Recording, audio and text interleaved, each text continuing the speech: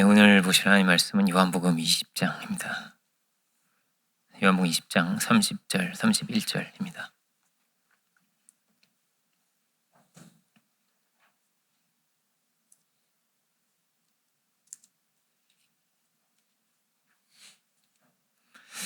요한복음 20장 30절, 31절을 찾으신 줄로 알고 제가 봉독하겠습니다. 예수께서 제자들 앞에서 이 책에 기록되지 아니한 다른 표적도 많이 행하셨으나 오직 이것을 기록함은 너희로 예수께서 하나님의 아들 그리스도이심을 믿게 하려 함이요 또 너희로 믿고 그 이름을 힘입어 생명을 얻게 하려 함이니라. 아멘. 말씀의 제목은 예수께서 그리스도이심을 믿게 하려, 이렇게 보겠습니다. 예수님께서 이 땅에 그 당시에는 이제 유대가 로마의 속국일 때죠. 그런 시대에 유대인으로서 대략 2000년 전에 이 땅에 오셨습니다. 구약의 약속대로 그 예언대로 주님 오셨는데 구약의 이 말씀, 우리가 지금 이 성경이 돼서 좀 수억 명이 이 성경을 보고 있지만 예수님 오셨을 당시에는 이 구약을 알고 또 구약을 읽을 수 있고 이것을 성경으로 삼고 살아가는 사람들은 굉장히 적었죠. 로마의 수많은 그 소수 민족 중에 하나였습니다. 중국에도 막 수많은 소수 민족이 있죠. 그리고 뭐 역사 속에도 막 그런 소수 민족이 많잖아요. 예를 들어 우리가 이제 국사 시간에 배우는 뭐 무슨 말갈족이라든지 선비족이라든지 뭐 이런 기억이 나실지 모르겠습니다만 저는 지금 다 알고 있습니다 이런 분도 계시고 저는 기억이 좀 안 납니다 이런 분도 계신데 지금 없죠, 그죠? 선비국가 없죠, 그죠? 뭐 돌궐 뭐 이런 없죠. 마치 이런 수많은 민족들이 없어진 거 이렇게 역사 속에 없어지고 있는데 신비하게 이 유대 민족 하나님께서 지키시고 보호하셨기 때문에 어떻게 보면 가장 오래된 민족이죠. 네, 가장 오래된 민족이고 그리고 이제 우리나라가 건국될 즈음에, 그죠? 그 즈음에 거의 한 2000년 가까이 나라가 없었음에도 불구하고 신비하게 하나님께서 막 전쟁 중에 이렇게 신비하게 하나님께서 그 유대 나라가 생긴 거란 말이에요, 그죠? 없다가 이렇게 생긴 거예요, 나라가. 신비한 나라인데 예수님 오셨을 때는 어땠다고요? 그냥 그 로마의 속국으로서 그냥 수많은 그런 소수 민족 중에 하나였습니다. 이들에게는 구약이 있고 하나님의 약속이 있었는데 이들은 소수였습니다. 그래서 만일 예수님께서 이 땅에 오시지 않았다면 그냥 이렇게 유대의 민족 종교처럼 이렇게 남았을 것입니다. 그런데 예수님께서 그 구약의 이 율법의 약속대로, 이 말씀대로 이 땅에 오셨습니다. 우리를 구원하시기 위해서, 우리에게 생명을 주시기 위해서 예수님께서 이 땅에 오셨다는 거예요. 그리고 30절을 보면 이렇게 되어 있습니다. 예수님께서 이 책에 기록되지 아니한 다른 표적들도 많이 행하셨다, 이렇게 되어 있습니다.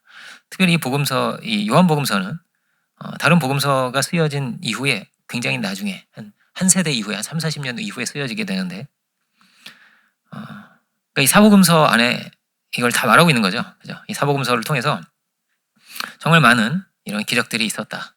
예수님께서 놀라운 그 은혜와 능력을 드러내주셨다는 거예요. 예수님께서 때로는 무리를 걷기도 하시고 의학으로 고칠 수 없는 환자를 고쳐주시기도 하시고 장애도 고쳐주시고 귀신을 쫓아내시거나 혹은 오병이어 기적의 사건이죠. 그 떡 5개 물고기 2마리로 장정만 5,000명을 먹이기도 하시고 때로는 바람과 바다도 즉시 일시에 이렇게 잠잠케도 하시는 여러 가지 기적을 주님께서 이 땅에서 보여주셨습니다.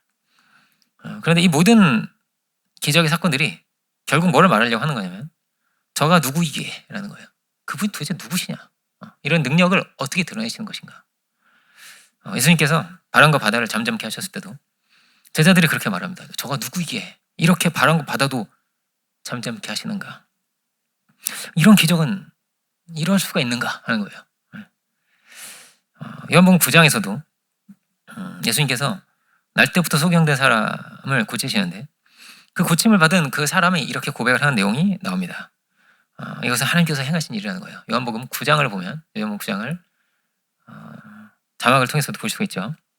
그 사람이 대답하여 이르되 이상하다. 그러니까 고침을 받은 사람에게 막 찾아와서 묻는 거예요. 너가 진짜 소경이 맞냐? 너무 이상하니까 너무 신비한 일이 일어났으니까 이 사람 유명한 소경이란 말이에요. 유명한 소경인데 계속 이제 오랫동안 이 국어를 했던 그 사람이니까 공식적으로 이제 국어할 수 있는 자격증 있는 사람이에요. 이 사람은 오랫동안 국어를 해왔던 사람인데 이럴 수가 없는데 어떻게 이런 일이 생겼는가? 그래서 찾아와서 묻는 겁니다. 너 진짜 소경이 맞냐? 어떻게 고쳤냐? 이런 걸 묻는 거예요. 이상하다. 이 사람이 내 눈을 뜨게 하였으되 당신들이 그가 어디서 왔는지 알지 못하는도다. 왜 모릅니까 그거를? 내가 이렇게 고침 지금 받았는데. 하나님이 죄인의 말을 듣지 아니하고 경건하여 그의 뜻대로 행하는 자의 말을 들으시는 줄 우리가 아나이다. 우리 이런 신앙을 하고 있지 않습니까? 창세 이후로 맹인으로 난 자의 눈을 뜨게 하였다함을 듣지 못하였으니 이런 일은 성경에도 없는 일입니다. 창세 이후로 이런 일이 일어나지 않았습니다. 마치 이제 안구가 없는 사람이 안구 이식을 받은 것 같은 그런 기적이 일어나는 거예요. 이럴 수는 없지 않습니까? 이 사람이 하나님께로부터 오지 아니하였으면 아무 일도 할 수 없으리이다. 하나님께로부터 오신 분이기 때문에 이런 일이 가능한 것이 아닙니까? 라고 말하는 것입니다. 하나님이 보내신 분이 확실하다. 이 말을 지금 고침을 받은 사람이 하고 있는 것입니다. 이렇게 예수님께서 어떤 분이시냐를 예수님의 모든 삶을 계속 보여주셨어요. 이렇게 하나님의 아들이 이 땅에 오셨구나. 구약에도 정말 수많은 선지자들이 있었습니다. 뭐 기적을 일으킨 사람들도 있죠. 엘리야라든지 엘리사라든지 모세는 뭐 홍해를 가르기도 하고 그리고 뭐 이렇게 하나님과 대면해서 그 이제 율법도 가지고 내려오기도 하고 그랬죠. 그렇지만 이들은 다 하나님의 종일 뿐이지 이들이 이 땅에 오신 하나님이라고는 하지 않습니다. 그를 믿고 구원을 받으라고는 하지 않습니다. 나를 믿으라고 하는 사람은 아무도 없었습니다. 이들은 구원자는 아닌 거예요. 내가 길이다, 내가 진리다 이렇게 말하는 사람은 아무도 없었습니다. 예수님만이 이렇게 말씀을 하신 분이에요. 내가 길이고 진리고 생명이다.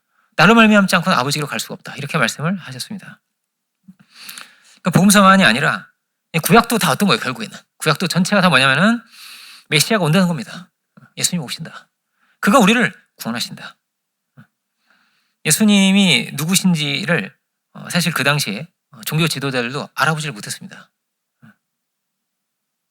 유대인들도 알아보지 못하고 종교인들도 알아보지 못했는데 누가 알아봤냐면 귀신 들린 자들이 먼저 예수님을 알아보고 깜짝 놀라고 이렇게 달려가서 막 영접하고 이러는 거예요. 근데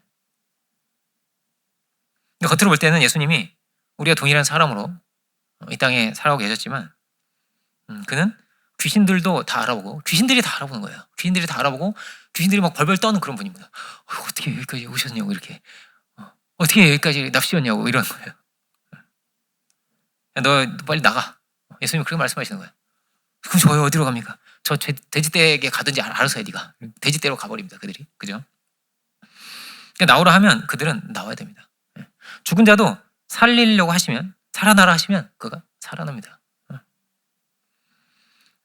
그뿐 아니라 주님은 죽음을 이기시고 죽으시고 다시 사셔서 영원히 살아계신 주님으로 영원히 죽지 않는 분으로 부활하신 하나님이심을 우리는 다 죽는데 부활하신 분으로서 이 땅에 오신 하나님이심을 주님은 보여주셨어요. 예수님 안에 뭐가 있는 겁니까? 예수님 안에 영원한 생명이 있는 것입니다. 우리가 아무도 알 수 없고 아무도 말할 수 없습니다. 영원한 생명이 어디 있는지를 어떻게 우리가 영원한 생명을 얻는지 어떻게 구원받는지를 어떻게 천국에 가는지를 누구도 말해줄 수가 없습니다. 예수님이 말씀해 주십니다. 사두개인도 모르고 바리새인도 모릅니다. 그런데 예수님께서 우리에게 말씀하십니다. 내가 너희의 거처를 예비하러 가노라. 내 아버지의 집에 거할 것이 많다고 이렇게 우리에게 말씀을 하십니다. 어디에 있는 거예요? 영원한 생명은 어디에 있는 것입니까? 예수님 안에 있는 거예요. 성경은 여기에 모든 초점이 있습니다. 모든 초점이 다 여기에 있습니다. 하나님의 아들, 구약은 뭐예요? 하나님의 아들이 오신다 이런 거예요. 하나님의 아들이 오신다. 우리를 구원하러 오신다. 그리고 복음서는 뭐예요? 아들이 오셨다. 쉽죠? 쉽죠? 아들이 오셨다. 이렇게 쉽습니다. 예수님이 도대체 어떤 분이시냐? 어떻게 우리의 구주가 되시고 어떻게 우리의 하나님이 되시는가를 계속 복음서를 통해서 우리에게 말하고 있는 것이 신약의 핵심입니다.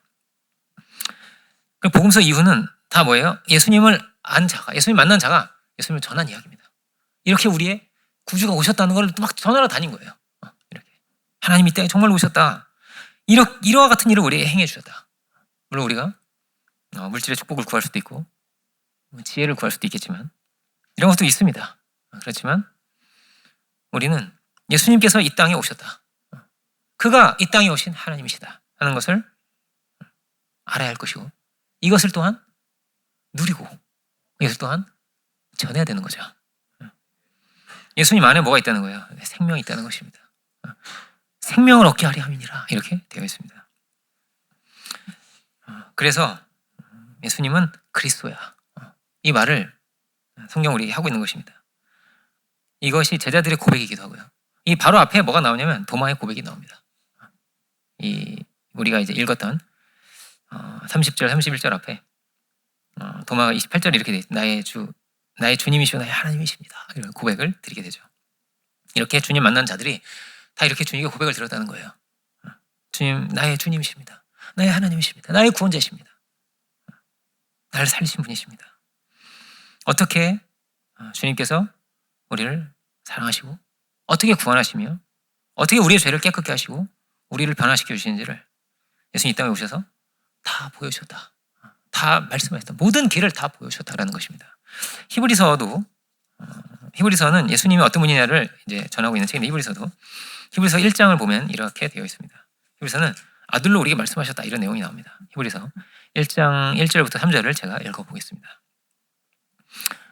옛적의 선지자들을 통하여 여러 부분과 여러 모양으로 우리 조상에게 말씀하신 하나님이 이 모든 날 마지막에는 아들을 통하여 우리에게 말씀하셨으니 이 아들을 만유의 상속자로 세우시고 또 그로 말미암아 모든 세계를 지으셨느니라. 이는 하나님의 영광의 광채시요 그 본체의 형상이시라. 그의 능력의 말씀으로 만물을 붙드시며 죄를 정결하게 하는 일을 하시고 높은 곳에 계신 지극히 크신 이의 우편에 앉으셨느니라. 예수님에 대해서 이걸 이제 신학적으로 기독론이라고 합니다. 히브리서는 전체가 어떠냐면 예수님이 어떤 분이시고 그 행하신 일이 무엇인가 이거를 계속 말하려고 하는 책입니다. 그분은 어떤 분이시냐? 이 히브리서 서두에는 이렇게 돼 있는 겁니다. 예수님은 천사하고 비할 수 없고 구약에서 제일 큰 게 이제 모세인데 모세하고도 비할 수 없는 분이시고 히브리 신앙 히브리서잖아요. 히브리인들이 우리도 하나님 여호와 하나님 믿고 있어. 하나님 믿는 신앙 우리도 하고 있는데 왜 우리가 예수님 믿어야 돼? 하나님 믿고 있잖아 우리도. 그런 이들에게 말하는 거예요. 예수님이 모세보다 크고 천사보다 크며 그가 이 땅에 오신 하나님의 아들이시기 때문에 그가 우리의 구원자시기 때문에 왜 예수님 믿어야 되는지를 이렇게 말하고 있는 거예요. 구약의 이 모든 건 다 모형과 그림자일 뿐이야. 과거에 제사장직이 있는데 이 제사장직은 다 모형일 뿐이야. 과거에 드렸던 절기들이 있고 과거에 드렸던 제사들이 있는데 이 모든 것이 결국에 뭐냐면 예수님을 말하려고 하는 거야. 예수님의 십자가의 사건을 말하려고 하는 거야. 이것을 말하고 있는 것입니다. 1절 이렇게 돼 있죠. 여러 부분과 모양으로 조상들에게 말씀하셨다. 하나님께서 부분적으로 당신을 이렇게 보여주셨다는 거예요. 마치 소경이 코끼리를 만지듯이 소경이 코끼리를 만지면 이제 이건 기둥인데 이런다잖아요. 이건 부처같이 생겼는데 이렇게 만지는 게 다 다르니까 그죠? 근데 마치 그런 거예요. 사명이 이렇게 다르고 저렇게 다릅니다. 어떤 이제 수많은 선지자 중에서 어떤 이는 해외 선교를 나간 사람도 있습니다. 요나 선지자 그렇죠. 해외 선교 나가고 싶지 않은데 이렇게 나가라고 하셔가지고 해외 선교를 나간 사람도 있고 그리고 주님의 그 사랑을 드러내시기 위해서 호세아 선지자 같은 경우에는 대단한 막 기적을 일으키거나 그런 것이 아니었습니다. 정말 이 문란한 여인을 그를 사랑하여라. 그를 끝까지 사랑하여라.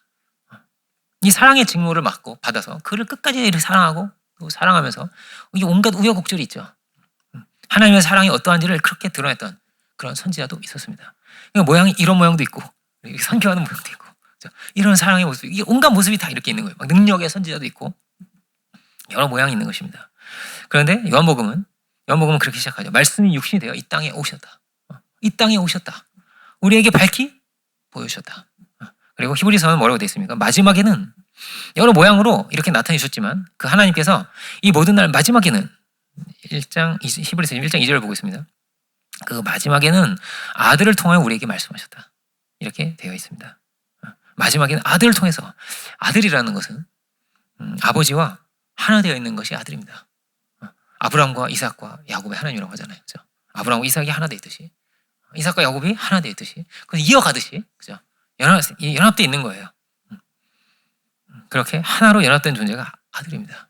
마지막에는 종들을 보내셨지만, 이제 예수님 비유에는 그렇게 돼 있죠. 종을 또 보내고 또 보내는데 마지막에 아들이 나타난 것처럼 이렇게 아들을 통해서 우리에게 하나님이 당신이 어떤 분이신지를 우리에게 드러내주셨다는 거예요. 예수님께서 이 땅에 오셔서 하나님의 아들로서 우리에게 보이신 가장 중요한 사건은 뭐냐면은, 뭐 말씀도 하시고 병자를 고치기도 하셨지만은 가장 중요한 사건은 십자가와 부활의 사건입니다. 주님이 죽으시고 다시 사신 분이라는 거예요. 그리고 주님은 끝으로는 승천하셨습니다. 승천했던 사람이 누가 있냐면 엘리야라는 사람이, 그죠? 구약에 엘리야가 불말과 불병거를 타고 이렇게 승천하는 모습을 우리가 보게 되는데, 예수님도 이렇게 죽지 않고 승천할 수 있는 분이라면, 그죠? 죽지 않고 엘리야처럼 그냥 그렇게 승천하셔도 됩니다. 우리를 이렇게 사랑하셨구나, 이렇게 병자도 고쳐주시고, 이렇게 참 좋은 말씀을 이렇게 많이 해주시고, 귀신들 이렇게 쫓아내주시고, 그리고 이렇게 승천하셨다. 굳이 왜 죽으시고 다시 사셨냐는 거예요. 왜 죽으시고 다시 사셨냐? 히브리서는 예수님의 모든 이 삶이, 예수님은 이 땅에 오신 하나님의 제사장이었고 하나님의 제물이었고 이 땅에 한 단번에 제사를 드리기 위해서 오신 분이기 때문에 죽으시고 다시 사셨다는 거예요. 굳이 왜 죽으셨는가에 대하여 예수님의 이 죽으심과 부활하심이 가장 중요한 사건이라는 겁니다. 그래서 성경에서는 가장 길게 이야기하고 있어요. 어떤 기적의 사건보다도 때로는 4분의 1 정도를, 때로는 3분의 1 정도를 굉장히 이렇게 모든 복음서가 다 그렇게 설명하고 있습니다. 예수님의 어떻게 핍박을, 어떻게 고난을 당하시고 어떻게 재판을 받으시는 이 과정을 하나하나를 다 기술하면서 예수님이 죽으시고 다시 사신 것을 이렇게 이야기하고 있어요. 그 십자가의 이 죽으시고 다시 사신 것의 의미가 무엇이냐를 물을 때 십자가의 의미를 가장 잘 말해주고 있는 것이 바로 히브리서입니다. 이 모든 것이, 이 구약의 모든 이 제사장이라든지 성전이라든지 이 모든 것이 결국에는 이 십자가의 이 제사를 말하려고 하는 것이다. 어떻게 이 제사장, 구약의 이 제사라는 것이 다 어떻다는 거예요? 다 불완전하다는 거예요. 제사장 그도 불완전한 인간일 뿐이다. 그리고 일주일 동안 자기 정결례를 한단 말이에요. 일주일 동안 정결례를 하고서 이렇게 제사를 드리는 거다. 자기도 부정하기 때문에. 그 대제사장이라는 사람도 1년에 하루밖에 못 들어간다, 거기에. 그런 존재다. 대단한 존재가 아니다. 하루밖에 못 들어가는 사람이다, 원래. 하루 그냥 들어가게 해주신 거란 말이에요. 그렇게 제사를 드리는 것이다. 그 재물도 완전한 재물이 있습니까? 완벽한 재물이 있습니까? 눈에 안 보이지만 뱃속에 기생충이 있으면 어떻게 해요? 예를 들어서. 우리가 모르잖아요. 완전한 재물이 있습니까? 완벽한 재물. 그리고 재물 드려봐야 짐승이에요. 짐승을 죽여서 사람의 죄를 사한다는 거란 말이에요. 눈에는 눈, 이에는 이인데 사람이면 사람이잖아요. 어떻게 짐승으로 사람의 죄를 사하겠는가? 근데 이게 하나님께서 은혜로 이런 길을 열어주신 것이지만 결국 이 모든 것이 뭘 말한다는 거예요? 예수님을 말하고 있다는 거예요. 이 모든 것이 다 십자가의 예표다라는 거예요. 그래서 히브리서 한 절만 읽어보겠습니다. 히브리서를 자세하게 볼 수는 없고요. 한 절만 읽어보면 이렇게 되어 있습니다. 10장 14절인데요. 그가 거룩하게 된 자들을 한 번의 제사로 영원히 온전하게 하셨느니라 라는 거예요. 영원히 온전하게 하셨다. 영원히 온전하기 때문에 제사를 또 드리고 양 또 잡고 대속죄일 또 하고 또 하루 금식을 매년 합니다. 유대인들은 12살 넘으면 합니다. 12살 넘으면 이제 동제도 해야 되는 나이. 그 어린애들도 하는 거예요. 그 꼬맹이들도 막 금식을 막 쫄쫄 굶으면서 이렇게 해요. 그렇게, 그렇지만 우리는 그렇지 않죠. 그걸 계속 할 필요가 없습니다. 예수님의 십자가의 이 사건이 영원한 제사로, 온전한 제사로 하나님께 드려지셨기 때문입니다. 그의 은혜를 구하는 자들을 주님은 영원히 온전케 하신 것이다. 영원히 주의 자녀 삼으신 것이다. 우리의 의가 아니라 그 은혜를 입기 원하는 자에게는, 그 은혜로 힘입어 하나님께 나아가기 원하는 자에게는 놀라우신 주의 은혜가 우리에게 임하게 되었다는 거예요. 그 은혜가 어떻게 임합니까? 근데 본문은 좀 신비한 표현입니다. 아들로 말씀하셨다는 거예요. 말씀을 하셨다. 그럼 말씀을 하셨다는 건요. 귀를 막으면 어떻게 돼요? 말씀은 안 듣죠. 안 들을 수 있고 못 들을 수도 있습니다. 그렇죠? 다르게 말하면 이거는 강제는 절대 아니라는 말이에요. 강제는 아닙니다. 아버지가 아들에게 말하듯 잠언서가 그렇게 좀 따뜻하게 써 있습니다. 내 아들아, 내 아들아 이렇게 반복해서 말하는데 잠언서를 그래서 우리 아이들에게 들려주려고 녹음을 했습니다. 제가 내 아들아, 내 아들아 이러면서 꼭 그렇게 써 있으니까 제가 녹음을 했습니다. 선이가 열심히 듣고 있는지 모르겠네요. 내 딸아로 녹음할 걸 그랬나요? 어쨌든 이렇게 돼 있는데 마치 아버지가 아들에게 말씀을 하셨다는 거예요. 사랑으로. 이거는 뭐냐면 인격적인 관계라는 것입니다. 강제라면요 인격적일 수가 없죠. 강제 무조건 들어 뭐 이렇게 안 믿으면 죽는 거야. 뭐 이렇게 어떤 협박성이 이런 것이 아니고요. 우리에게 예수님의 오심을 예수님은 강제가 없어요. 예수님은 그냥 모든 것을 사랑으로 다 드러내시고 끊임없이 우리를 섬기시고 우리를 그 사랑을 사랑으로 알고 그 사랑으로 믿고 받아들이기를 주님 원하셨어요. 주님 원하신 거예요. 우리는 예수님을 통해서 무엇을 보아야 하는가? 우리에게 이렇게 말씀하시는구나라는 거예요. 내 아들아 하면서 내 딸아 하면서 우리에게 말씀하신다는 거예요. 내가 널 이렇게 고쳐줄 것이다. 병자를 고쳐주시고 내가 널 이렇게 사랑한다. 내가 널 이렇게 먹일 것이다. 내가 널 이렇게 인도할 것이다. 그 안에 뭐가 있다는 말씀이 있다는 거예요. 이것이 매우 중요합니다. 말씀이 있다는 거예요. 그 안에 하나님의 사랑이 있고 대속하신 은혜가 있고 우리에게 말씀하시는 하나님 계시구나라는 거예요. 소경이 눈을 떴습니다. 눈 뜬 것이 막 얼마나 감사한 일이에요. 그리고 막 이건 하나님께서 보내신 분이 나에게 이렇게 눈을 띄워주셨구나. 막 증거를 하잖아요. 이율리를 증거하는데 그가 누구신가를 막 말을 하는 거예요. 사실 이 말을요 못해요. 왜? 왜냐하면 처음에 이 사람들이 누굴 먼저 찾아가냐면요. 이 소경의 부모를 먼저 찾아갑니다. 왜냐하면 진짜 날 때부터 소경이 맞아? 이게 막 이렇게 공격할 어떻게든 이 틈을 다 이렇게 해가지고 아닌 걸로 하려고 막 하는 사람들이었기 때문에 부모도 날 때부터 성경 사람이 맞습니다 이렇게 말을 못해요. 말을 못하고 그거는 내 아들한테 가서 물어보세요. 그래가지고 아들한테도 간 거예요. 이게 그 정도로 무서운 거예요. 바리새인들이 막 무서운 거란 말이에요. 심판을 받을까봐. 근데 이들이 그가 하는 말이 무엇입니까? 누가 나를 고치냐? 그는 하나님을 보내신 사람입니다. 하나님 보내신 사람이기에 나를 이렇게 고치신 것입니다. 왜 고치셨습니까? 그냥 지나가다가 네가 있어서 고쳤어. 뭐 이런 게 아니죠. 이런 게 아니고요. 하나님이 너의 눈을 띄워주시고 너의 미래를 열어주시고 너는 하나님께서 예비하신 사람이고 하나님께서 너를 사랑하신다는 것을 뭐요? 말씀하셨다는 거예요. 말씀하시는 거예요. 그 은혜를 하나님의 그 사랑을 그 은혜를 받아들이는 것이 뭐라는 거예요? 믿음이라는 것입니다. 이 믿음 안에서 어떤 일이 일어나요? 신비한 일이 일어나는 겁니다. 고침도 어떻게 받았어요? 내 믿음대로 데려가셨고요. 믿는 자가 고침을 받았습니다. 믿을 때 어디에서 변화가 일어나는 거예요? 우리 영혼에 신비한 변화가 일어나기 시작하는 것입니다. 신비하게 내 죽은 영혼이 살아나는 것을 우리가 경험하게 되고 신비하게 내 안에 따뜻한 마음이 부어지게 되고 신비하게 내 영혼에 죄짐으로부터 자유함을 얻게 되고 깨끗함을 얻게 되고 시원함을 얻게 되고 자유함을 얻게 되는 것입니다. 이 하나님과 연합되면서 일어나는 일이에요. 이것이 성령의 역사입니다. 만일 그냥 이렇게 눈만 뜨는 것 이게 다였다면 이것이 목적이라면 성경에 이렇게 기록되지 않겠죠. 그렇죠? 내가 대단해. 다 내가 고쳤어.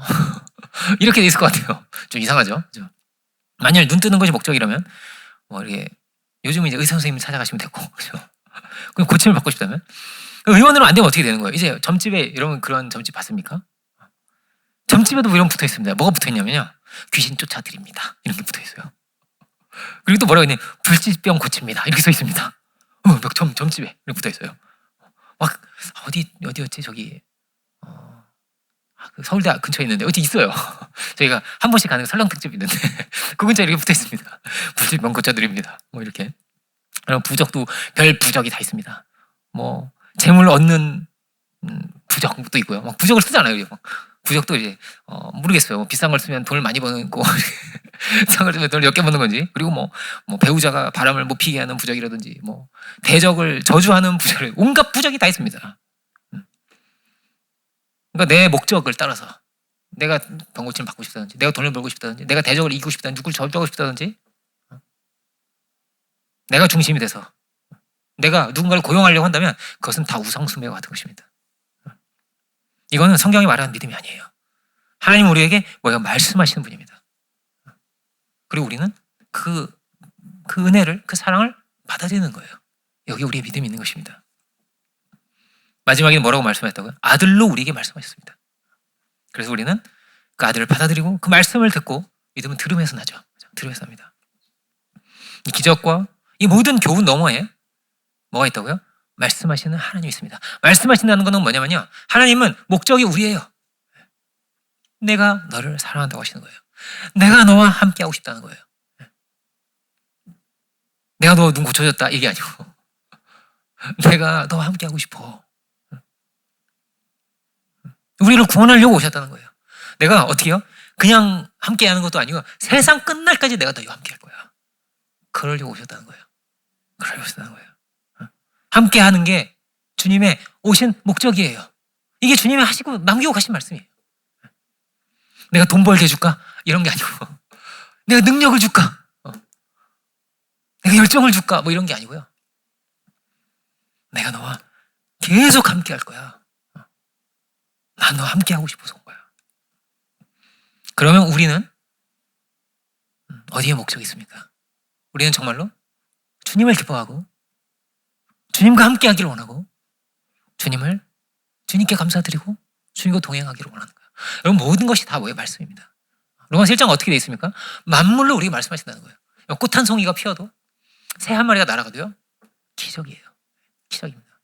사람은 도저히 흉내낼 수도 없고 범접할 수도 없어요. 잠자리 한 마리, 파리 한 마리를 못 만듭니다. 물리적으로 안 돼요. 불가능한 거예요, 이게. 그게 구현되어 있는 거예요. 전부가 그렇습니다. 우리에게 말씀하시는 거예요. 내가 이 모든 것을 너에게 주었다고 하시고, 내가 너희에게 이 모든 것을 만들어 주었다고 하시고, 다 뭐예요? 우리에게 말씀하고 계시구나 라는 거예요. 말씀하시는구나. 우리가 우리에게 말씀하시는 그 하나님과 동행하길 원합니다. 그렇지 않으면 어떻게 되겠는 거예요? 신앙이라는 것은 뭐 우상 숭배하듯이 재물 그거 얻으려고, 뭐 병 고치려고, 이런 것들은요 다 뭐예요? 다 부수적인 것입니다. 주님은 뭐라고요? 우리와 함께하길 원하시는 거예요. 우리가 그 어떤 것을 바라보는 것이 아니라 눈을 들고 주님을 바라보고 거룩한 하나님의 백성으로 살기를 원합니다. 믿음은 어떻게 되는 거예요? 믿으면 자녀가 되는 거죠. 하나님의 자녀가 된다. 엄청난 사건입니다. 엄청난 일입니다. 이걸 뭐랑 바꾸겠어요? 그 어떤 것과도 비할 수 없고 바꿀 수 없는 것이, 가장 귀한 것이 뭐냐면 하나님의 자녀가 되는 것입니다. 자녀가 되면 아버지와 아들은 부자 유친해야 됩니다. 가까워야 됩니다. 아버지 오냐 이렇게. 아버지 그럴 수 있죠. 아버지 전화 통화하면 정말 할 말 없는 분들 계시죠. 어머님 잘 계시죠? 이러고 그 다음에 할 말이 없어. 예 이러고 1분 안에 거의 이제 끝날 수 있는 그런 경우가 참 많습니다. 그런데 그럴 수 있지만 하나님 아버지가 부자 유친해야 됩니다. 가까워야죠. 그렇죠? 우리와 뭐라고요? 함께하기를 원하시고, 요셉이 막 아버지가 멀리 떨어지잖아요. 멀리 떨어지지만 형들에게 제일 궁금한 게 뭐예요? 아버지가 건강하게 잘 계시냐고, 아버지가 잘 계시냐고, 막 그게 제일 궁금한 거예요. 요셉은 내 아버지가 잘 계십니까? 이러면서 막 울잖아요. 이렇게. 그죠? 우리가 주님과 함께하고 있다면, 그 은혜 안에 우리가 거하고 있다면, 그 은혜의 지경을 우리가 넓혀가기를 원한다면, 그러면 우리는 하나님 나라를 만들고 있는 거예요. 그러면 우리의 목적이 다른 데 있다면 여기서부터 모든 문제가 시작이 되는 것입니다. 은혜의 길이 막히는 것입니다. 우리가 그 은혜 안에 있다면 모든 것이 다 작아집니다. 인종이나 뭐 과거의 역사나 이런 것도 별 것이 아닙니다. 막 이렇게 우리는 다 이렇게 중국 지체 사랑하고 일본 지체 사랑하고 다 사랑하잖아요. 그렇죠? 믿으면 우리는 다 형제가 되었으니까요. 너무너무 이 사람들이 이렇게 귀한 게 있네. 일본인들 이렇게 귀한 게 있네. 중국인들 이렇게 귀한 게 있네. 그렇죠? 중국인들도 우리 중국 쟤들 우리 보면 어떻겠어요? 우리 똑같이 생각하겠죠. 이렇게 야, 한국에 오니까 은혜를 많이 받습니다. 이렇게 은혜를 많이 받는다고 하고 여러분 수련을 위해서 기도 많이 해주시기 바랍니다. 주님이 아니라면 이 세상에서 뭐 즐기고 돈 벌고 뭐 성공하고 이게 뭐 다죠. 그리고 죽는 거예요. 다 아무것도 가지지 못하고 아무것도 가져가지 못하고 그냥 그렇게 사라져가는 것이 인생인 것이죠. 주님 알지 못한다면 그냥 그 안에 갇혀 사는 것입니다. 이게 중심일 수밖에 없습니다. 그래서 우리는 다른 거예요. 똑같이 우리도 돈 벌어야 되고 그리고 똑같이 우리도 공부도 해야 되고 같은 자리에 있어도 우리는 다른 점이 있습니다. 우리는 하나님의 아들인 거예요. 우리 안에 사는 세계가 다른 거예요. 권세가 다르고 우리의 내면이 다르고 무엇보다 우리의 목적이 다른 것입니다. 다 끝이 납니다. 그렇지만 하나님과 동행하는 자는 하나님과 동행하다 어디 가는 거예요? 하늘나라로 가는 거예요. 우리의 목적이 여기에 있습니다. 그래서 우리는요 뭘로 살아야 돼요? 하나님의 아들로 살아야 돼요. 존귀하게 살고 존귀하게 죽어야 됩니다. 그리고 영원한 하나님의 나라로 가야 됩니다. 이걸 확신할 수 있습니까? 분명한 것입니까? 예수님께서 이 땅에 오셔서 분명하게 보여주셨습니다. 어떻게? 무엇이 영생인지? 어떻게 하나님 나라를 가는지? 분명하게 우리에게 다 보여주셨습니다. 그럼 누가 가나요? 누구나 갑니다. 믿는 자는 누구나 갑니다. 구약에 뭐 대단한 사람들이 많습니다. 다윗도 아무리 봐도 대단합니다. 엘리야도 아무리 봐도 대단합니다. 대단한 사람들이 막 성령을 받았습니다. 그런데 예수님께서 오신 이후에는 은혜로 성령을 다 받습니다. 어부라도 받고 세리라도 받고 누구라도 다 성령을 받습니다. 과거가 어떤지도 묻지도 않으십니다. 그가 세리였어도 무엇이 귀신 들렸었어도 그가 어떤 일을 할지라도 상관이 없습니다. 지극하신 사랑하심으로 당신의 은혜 안에 우리를 두셨고 우리를 영원한 하나님의 나라로 이끌어 가십니다. 성령께서 우리가 무엇을 깨닫게 하시냐? 성령을 받는다는 것은 어떤 열정이 생기고 막 뭔가 흥분을 하며 그런 것도 있겠지만 성령 받는다는 것은 가장 중요한 건 뭐냐면요. 예수님을 알게 하는 거예요. 예수님의 말씀을 말씀하셨잖아요. 그죠? 말씀을 깨닫게 하는 것이 성령입니다. 이것이 어거스틴이 했던 말이고 어거스틴이 했던 말을 이걸 그대로 받아서 그 종교개혁자의 칼빈 루터가 이걸 성령의 조명이라고 했어요. 성령의 조명이 우리 안에 비춰오면서 신비하게 말씀이 살아있는 말씀이 돼서 나에게 오는 거예요. 하나님께서 나에게 말씀을 하시는 거예요. 나에게 말씀하시는 거예요. 내가 너를 사랑한다는 말씀이 나의 심령 가운데, 나의 중심 가운데 들려오는 것입니다. 이 십자가 부활의 사건이 그 2000년 전에 어떤 어디 소수민족이 어떤 변방에서 일어난 사건이 아니라 나를 사랑하사 나를 위해서 자기 몸을 버리신 하나님의 그 아들의 그 사건으로 우리 안에 역사하는 것입니다. 믿는 자의 이 놀라운 성령 역사 이렇게 일어나는 것입니다. 그래서 자유케 되고 그래서 힘을 얻고 새로워지는 것이죠. 이것이 성령의 역사입니다. 신비하게 죄가 자복이 되고 신비하게 죄가 심판이 되고 주님의 대속하신 그 놀라운 은혜가 우리 심령 가운데 들어오는 것이 성령의 역사입니다. 놀라운 변화가 일어나는 것입니다. 그래서 어떻게 되는 거예요? 그가 주님이 맞구나. 그가 그리스도시구나. 그가 나를 구원하시려고 이 세상을 구원하시려고 나에게 생명을 주려고 이 땅 가운데 오신 것이구나. 그런 찬양이 있습니다. 주 날 구원했으니 어찌 잠잠하리 이런 찬양이 있습니다. 이게 이렇게 하면서 부르는 찬양인데 주일 예배 때는 조금 절제하도록 하겠습니다. 주 날 구원했으니 어찌 내가 잠잠하리. 이 춤을 추는 기쁨의 찬양을 주님의 사랑은 멈추지 않습니다. 여기 찬양이 막 드럼도 막 치면서 두두두두 하면서 그런 찬양. 그 은혜 안에서 기뻐하는 것, 신비한 그 놀라운 은혜에 기뻐하는 것이 우리의 믿음이고 그 은혜 안에서 주님께 영광 돌리며 주님과 동행하며 살아갈 수 있는 우리 모두가 되기를 주 이름으로 축원드립니다. 기도하겠습니다. 사랑해 주신 감사드립니다. 우리에게 이 죄 많은 세상 가운데 오셔서 하나님의 놀라우신 사랑과 은혜를 보이시며 그 말씀 따라 그 약속 따라 우리를 구원하시되 당신의 모든 생명을 다하신, 죽으시고 다시 사신 우리의 주님, 주 우리가 당신의 그 은혜 가운데 거하기를 원합니다. 우리에게 말씀하시는 주님이라 하였는데 주 우리가 주의 그 말씀에 귀를 기울이기 원합니다. 그 사랑의 음성을 듣고 우리가 용기를 얻고 우리가 힘을 얻으며 우리가 새로워질 수 있는 저희 모두가 다 되게 하여 주옵소서.